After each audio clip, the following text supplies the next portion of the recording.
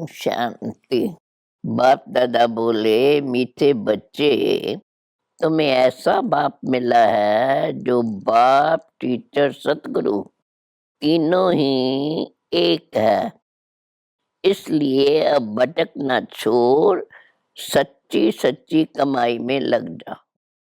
प्रश्न है, नई दुनिया में राज करने के लायक कौन बनते हैं? उत्तर, जो अभी सर्वशक्तिमान बाप से सर्व शक्तियां प्राप्त करते हैं। तुम बच्चे रूहानी वॉरियर्स हो, बाप की मत पर अपनी राजधानी स्थापन कर रहे हो। बाप तुम्हें श्री मत देते हैं कि योग बल से तुम विजय प्राप्त करो। दूसरा प्रश्न है, किन बच्चों की हर कदम में कमाई जमा होती है? उत्तर, जो हर कर्म श्रीमत पर करते हैं उनके हर कदम में कमाई ही कमाई है। याद में रहना भी कमाई है, सर्विस करना भी कमाई है, यज्ञ सेवा करना भी कमाई है। गीत में पहली लाइन है, ओम नमो शिवाय। ओम शांति। अभी तुम बच्चों को ये मालूम हुआ, एक होता है लौकिक बाप, दूसरा होता है परलौकिक बाप। जब कोई भी दुख होता है तो परलौकिक माता पिता को याद किया जाता है। कोई सिर्फ परमात्मा को याद करते हैं। कोई कहते हैं तुम माता पिता हम बालक तेरे। चाहे कोई माता को याद करे या न करे, लेकिन जब गॉड फादर कहते हैं तो जरूर माता है ही। बच्चे माता बिगर तो पैदा हो भी नहीं सकते। तो परलौकिक माता पिता है जिनको याद किया जाता है। जरूर वह कुछ सुख देकर गए हैं। याद आता है, भारत सुखधाम था, स्वर्ग था। लौकिक माँ बाप से दुख मिलता है, तब तो परलौकिक को याद किया, क्योंकि उनसे बहुत सुख मिलता है। नरक में थे तब याद करते थे कि फिर से स्वर्ग में जाकर सुख घनेरे पाए। गुरु लोग तो कहते हैं, जप तप भक्ति आदि करो। बाबा तो ऐसी मत नहीं देते हैं। लौकिक बाप तो कहेंगे पढ़ने लिए टीचर के पास जाओ, फिर वानप्रस्थ अवस्था होंगी तो कहेंगे गुरु के पास जाओ। बाबा तो तुमको ऐसा नहीं कहते हैं। देखो लौकिक और परलौकिक में कितना अंतर है, वो कितना भटकाते। ये तो कहते हैं मैं तुम्हारा बाप भी हूँ, टीचर भी हूँ, गुरु भी हूँ, तो फिर तुमको भटकाऊंगा कैसे? ये तो तीनों ही खुद है। इसलिए इनको सब याद करते हैं। मनुष्य तो भक्ति मार्ग में बहुत धक्के खाते हैं। ज्ञान मार्ग में धक्के खाने की बात ही नहीं। यह भक्ति और ज्ञान दुख और सुख का खेल बना हुआ है, जो बच्चों को समझाते हैं। हद का टीचर हद की पढ़ाई पढ़ाते हैं। मैं बेहद का टीचर तुमको बेहद की पढ़ाई पढ़ाता हूँ। तुम जानते हो ये है मृत्यु लोक। वो जो पढ़ाई पढ़ाते हैं पुरानी दुनिया के लिए, और हम जो कुछ पढ़ते हैं वो नई दुनिया के लिए। ये दुनिया दिन प्रतिदिन पुरानी होती जाती है। इनमें सुख कभी भी मिलता ही नहीं है। सुख और दुख यह खेल कैसे बना हुआ है, यह बाप ही समझाते हैं।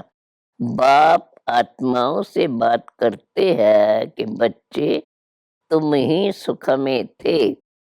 फिर जब रावण की प्रवेशता होती है तब धीरे धीरे दुख शुरू होता है। फिर कल्प के संगम पर आकर तुमको सुख में ले जाता हूँ। अब तुम्हारी बुद्धि का ताला खुला हुआ है। जो तुम जानते हो ये सब बातें यथार्थ है जो हमको बाप के सिवाय कोई सुना नहीं सकते। बाबा आकर तुम बच्चों को सुख देता है। अभी तुम जानते हो आत्मा अविनाशी है, यह शरीर तो बदलना पड़ता है। परमात्मा भी परमात्मा है, उनका नाम शिव है। जो सभी मनुष्य मात्र है उनका रचयिता है। बाबा है बेहद का क्रिएटर। सतयुग से लेकर कलयुग तक तुमको जो बाप मिले हैं वह हद के। सतयुग में तुम्हारी प्रारब्ध है, वहां तुमको एक बाप और एक बच्चा मिलता है। कलयुग में एक बाप को 8-10 बच्चे होंगे।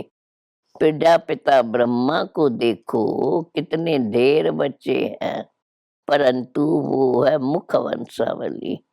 जो बीके बनते हैं फिर सतयुग में जाकर देवता बनेंगे। वो लौकिक बाप टीचर गुरु सब हद के आगे ही बोलते हैं। बल घर में रहते भी तुम यह नई शिक्षा प्राप्त करो। यह भगवान की पाठशाला है। यह है श्रीमद् भगवत गीता पाठशाला। तुम ही सुनते हो। ज्ञान सागर बाप ही आकर तुमको ज्ञान ज्ञानेश्वरी बनाते हैं। मम्मा को कहेंगे ज्ञान ज्ञानेश्वरी। ह्यूमैनिटी का सिजरा शुरू होता है। पहले है प्रजापिता ब्रह्मा, फिर है जगदम्बा। पहले पहले ब्रह्म रचते हैं, फिर है देवता क्षत्रिय वैश्य शूद्र। जगदम्बा का भी बड़ा मर्तबा है, परंतु उनको कोई जानते ही नहीं है। ढेरों के ढेर देवियों के चित्र बना दिए हैं। वास्तव में 8-10 भुजा वाले कोई मनुष्य होते ही नहीं। विष्णु को 4 भुजाएं दिखाते हैं। ये सब है गुडियों का खेल। कलकत्ते में बहुत देवियां बनाते हैं, बहुत खर्चा करते हैं, खिला पिला कर फिर जाकर डुबोते हैं। ये सब है भक्ति मार्ग। तुम जानते हो हम 100 देवी देवता थे, फिर असुर बने, फिर बाप आकर 100 देवी देवता बनाते हैं। अभी यह भ्रष्टाचारी दुनिया है। गवर्नमेंट भी कहती है, परंतु सीधा पूछो तुम पतित हो तो मानेंगे नहीं। अरे तुम पतित पावन को बुलाते हो? सब बुलाते हैं, यथा राजा रानी तथा प्रजा। सन्यासी पवित्र बनते हैं, यह भी ड्रामा में नूंद है। भारत जैसा पवित्र खंड कोई होता ही नहीं, इसलिए उनको कहा जाता है सचखंड। फिर वही झूठ खंड बनता है। भारत को पावन बनाने बाप भारत में ही आते हैं। भारत में ही शिव का अवतरण होता है। सोमनाथ का मंदिर कितना भारी बनाया है, भारतवासियों ने ही बनाया है। जिसको बाप ने इतना शाहूकार बनाया है।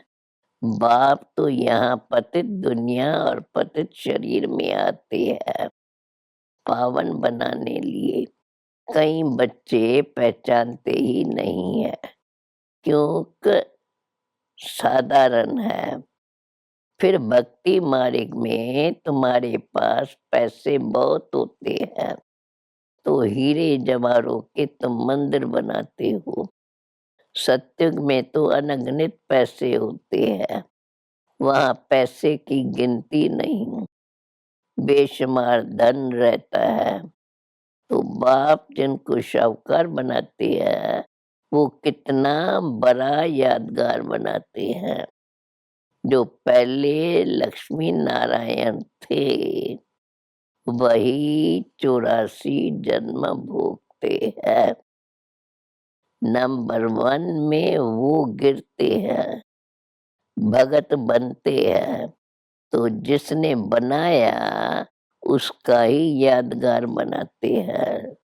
लक्ष्मी नारायण विक्रमादित्य बने हैं, सो विक्रमी बनते हैं। तो उन्हों का फर्ज है पहले जिसने ऐसा बनाया उनकी पूजा करना। फर्स्ट क्लास मंदिर था, जिन्होंने लूटा वह तो मर गए, बाकी निशानियां लगी हुई हैं। अब तुम जानते हो, हम जो पूज्य बन रहे हैं, फिर पुजारी बनेंगे, फिर मंदिर बनाना शुरू करेंगे। सिर्फ एक मंदिर तो नहीं होगा, राजाएं अपने घर में भी मंदिर बनाते हैं, जैसे घर में गुरुद्वारा बनाते हैं। पहले नंबर किसने गुरुद्वारा बनाया होगा, फिर भक्ति मार्ग शुरू हो जाता है। पहले अव्यभिचारी भक्ति करते हैं, फिर व्यभिचारी। आजकल तो मनुष्य अपनी भी पूजा कराते हैं, उनको कहा जाता है भूत पूजा। भूत पूजा भी दुनिया में अथाह है, जो आया सो चित्र बनाते जाते हैं। भक्ति मार्ग है ना, अभी तुम्हारी बुद्धि में सारा ज्ञान है। बाप संगम पर एक ही बार आकर नॉलेज देते हैं। शास्त्रों में तो अनेक अवतार लिख दिए हैं। अवतार एक होता है, अवतरित तो आत्मा भी होती है, परंतु अवतार मनुष्य को नहीं कहा जाता है। अवतार एक ही निराकार बाप है, जिसको सारी दुनिया बुलाती है। फादर तो एक ही होगा ना, जो परम धाम में रहते हैं। तो मंदिर भी चाहिए। क्या मंदिर भी परम धाम में रहते हैं? नहीं, मंदिर फादर का प्रश्न यहाँ होता है। फादर को यहाँ क्रिएट करना है, इसलिए बेहद के बाबा को याद करते हैं। बाबा आकर स्वर्ग की रचना करो, उसको कहा जाता है हेवनली गॉड फादर। अभी तो कितना दुख, लड़ाई, मारा मारी है, इसलिए बुलाते हैं हे गॉड फादर रहम करो, हे पतित पावन आओ, हम सब दुखी पतित है। हे बाबा फिर आकर स्वर्ग श्रेष्ठाचारी बनाओ। तुम सब भ्रष्टाचारी थे, अब श्रेष्ठाचारी बन रहे हो। भ्रष्टाचारी को श्रेष्ठाचारी बनाना एक बाप का ही काम है। जो वर्ल्ड गॉड फादर है, वह जानते हैं सब बच्चे इस समय निंदन के बन गए हैं। उन्हों को धर्म का श्रेष्ठाचारी बनाना, 10-20 मनुष्यों को तो श्रेष्ठाचारी नहीं बनाएंगे। भारत श्रेष्ठाचारी था तो डीटी गवर्नमेंट थी। अब रावण राज्य है तो 5 विकारों की प्रवेशता है। भगवानोवाच्य है। एक निराकार को ही भगवान कहा जाता है। एक गीता को खंडन करने से सब शास्त्र खंडन हो जाते हैं। बाप कहते हैं, मैंने तुमको जब राजयोग सिखाया था तो भारत स्वर्ग बन गया था। गीता मैंने सुनाई थी। कृष्ण को सारी दुनिया का भगवान कह न सके। हम आत्माओं का बाप तो निराकार भगवान है। बाकी यह कैसे कहा गीता का भगवान श्री कृष्ण है। कहते हैं व्यास ने लिखा है, परंतु बाप कहते हैं नहीं, विश्व का रचता ज्ञान का सागर पतित पावन मैं हूँ। मुझे ही सभी आत्माएं पुकारती हैं, हे पतित पावन परमात्मा आओ, आकर मुझे पावन बनाओ। निराकार बाप ही ब्रह्मा द्वारा पावन दुनिया की स्थापना, पतित दुनिया का विनाश कराते हैं। फिर जो पवित्र बनते वही राज भाग करते हैं। तुम हो शिव शक्ति सेना, जगदम्बा निमित्त बनी हुई है। वह भी शिव बाबा से योग लगाए शक्ति ले रही है रावण पर विजय पाने। भारत में ही रावण राज है। भारत में ही रावण को जलाते हैं। भारत श्रेष्ठाचारी था, यहाँ कलयुग में भारत भ्रष्टाचारी है।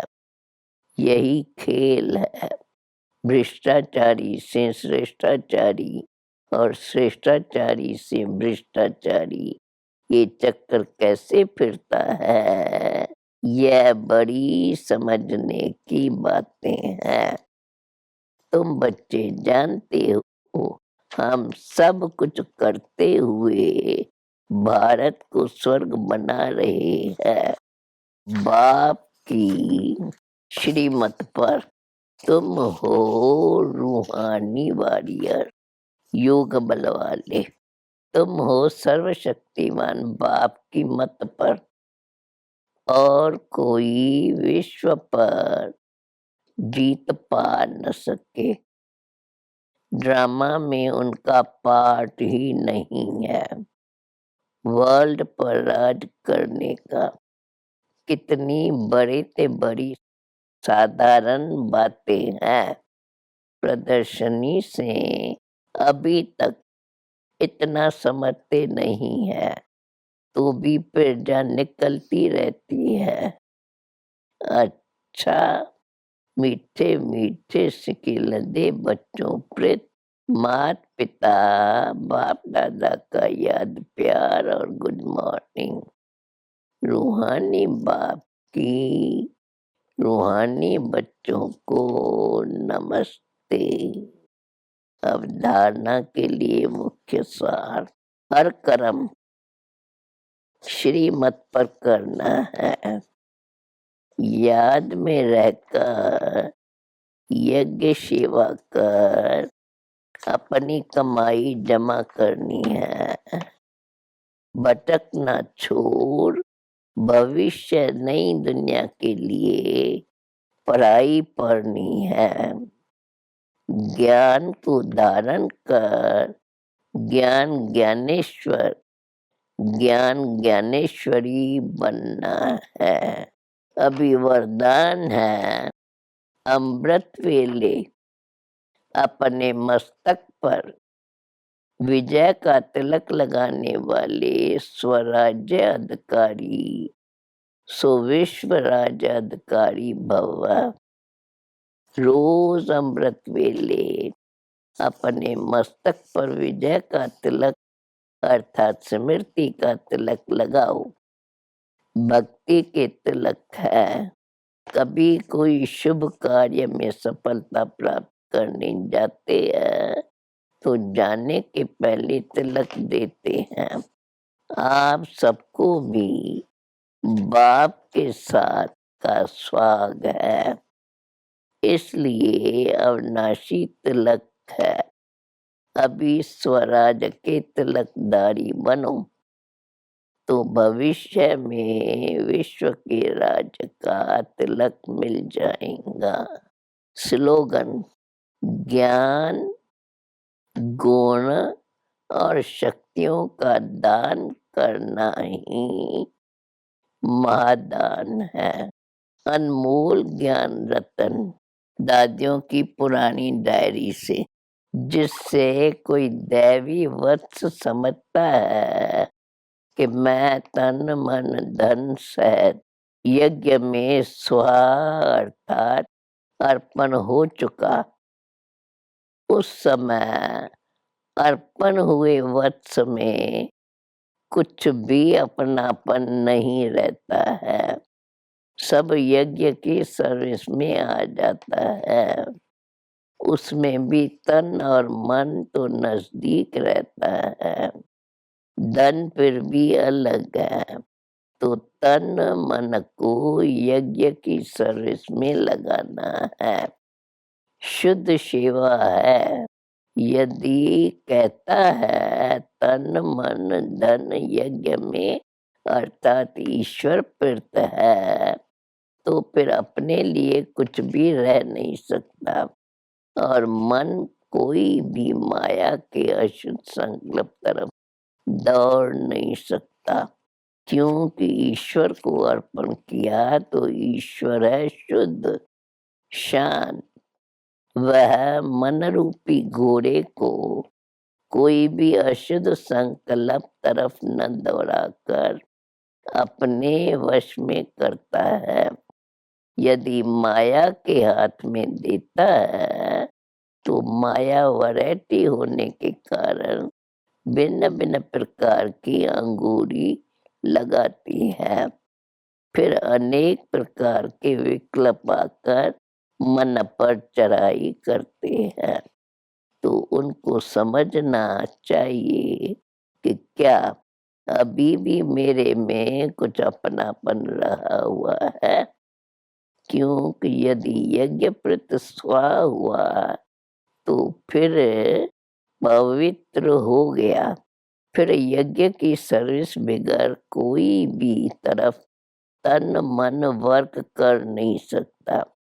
इसलिए इस अति गुह्य और महीन राज को समझकर अपने पर बहुत ही अटेंशन रख खबरदारी से चलना है, समझा? अच्छा, ओम शांति।